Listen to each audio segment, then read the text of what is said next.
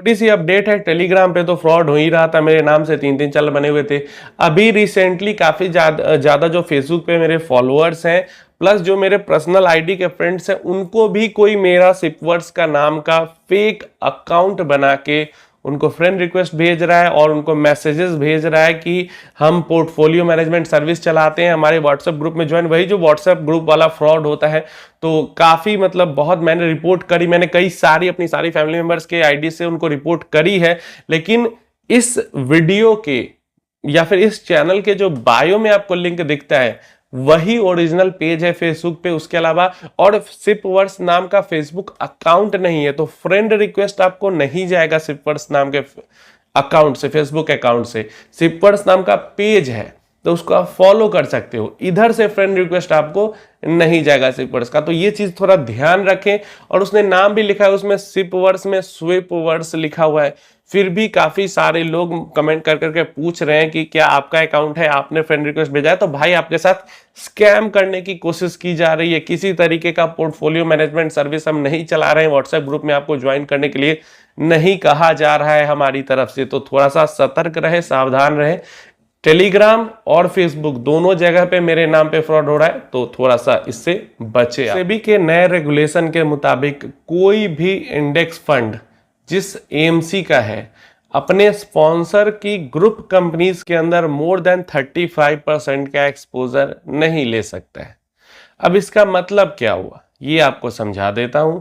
मान लो टाटा एएमसी मतलब Tata mutual fund company कोई एक इंडेक्स फंड लॉन्च कर रही है, तो उस इंडेक्स फंड जो लॉन्च कर रही है वो किसी न किसी निफ्टी के इंडेक्स को करेगा, वहां पे रेप्लिकेट कॉपी करेगा। अब उस निफ्टी के इंडेक्स में टाटा ग्रुप की 2-4 कंपनीज हैं जिनका कंबाइंड जो एक्सपोजर है वो मोर देन 35% है। लेकिन क्योंकि ये टाटा म्यूचुअल फंड की तरफ से इंडेक्स फंड आ रहा है, इसलिए यहाँ पे क्योंकि इसकी स्पॉन्सर टाटा है ना, तो यहाँ पे 35% से ज्यादा एक्सपोजर उन सारी ग्रुप कंपनीज को मिला के इंडेक्स में नहीं लेना पड़ेगा। और वहीं पे कोई एचडीएफसी मान लो इंडेक्स फंड लॉन्च कर रही है और वहां पे एचडीएफसी की कोई ग्रुप कंपनीज मिला के 35% से ज्यादा हो जा रहा है, तो वहां पे उसको भी लिमिट करना पड़ेगा 35% से पे एक्सपोजर। अब इस चीज से क्या होगा आगे ये समझने की जरूरत है। जो म्यूचुअल फंड्स के अंदर है वो इंडेक्स और इंडेक्स जो फंड है उसके रिटर्न में ट्रैकिंग एरर बढ़ेगा।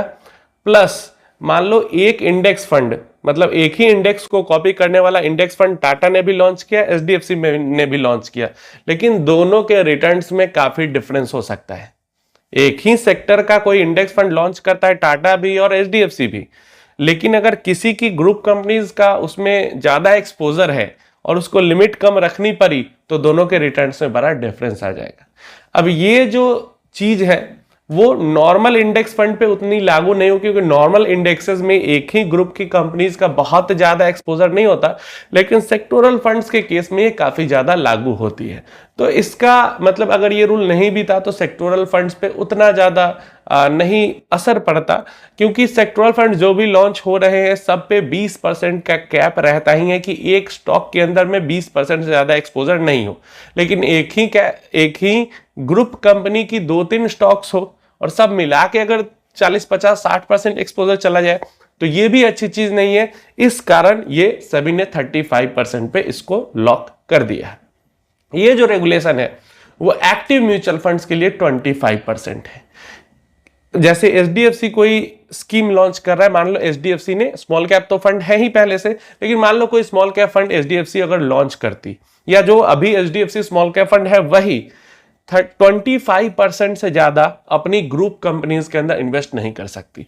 एसबीआई स्मॉल कैप फंड या एसबीआई मिड कैप फंड या एसबीआई फ्लेक्सी कैप फंड 25% से ज्यादा अपनी ग्रुप कंपनीज के अंदर इन्वेस्टमेंट नहीं कर सकती। तो सेबी ये रेगुलेशन जो सेबी का है वो इन्वेस्टर को सेफ गार्ड करने के लिए ही है। जो बिजनेस हाउसेज हैं वो अपने ही फंड से अपने ही स्टॉक्स के अंदर बहुत ज्यादा परचेजिंग न करें, अपने ही मतलब म्यूचुअल फंड अपनाइए, अब उससे लोगों का पैसा डलवाते रहो अपने ही स्टॉक्स के अंदर। तो ये चीज ना हो, इस कारण ये रेगुलेशन सेबी ने लाई है। इसको बहुत ज्यादा निगेटिव वे में देखा जा रहा है। अब निगेटिव में आप देखो या पॉजिटिव में देखो, जो थिंकिंग है वो आपकी है। अपनी राय नीचे कमेंट बॉक्स में जरूर देना।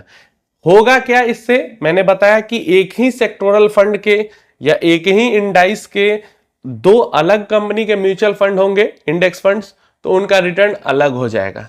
क्लियर है? सेम ही इंडेक्स के दो फंड है लेकिन रिटर्न अलग होगा। प्लस इंडेक्स और इंडेक्स फंड है उसके बीच में ट्रैकिंग एरर बढ़ेगा अगर उसी ग्रुप की कंपनीज का बहुत ज्यादा एक्सपोजर उस इंडेक्स में है तो। अपनी राय इसके बारे में नीचे कमेंट बॉक्स में जरूर देना।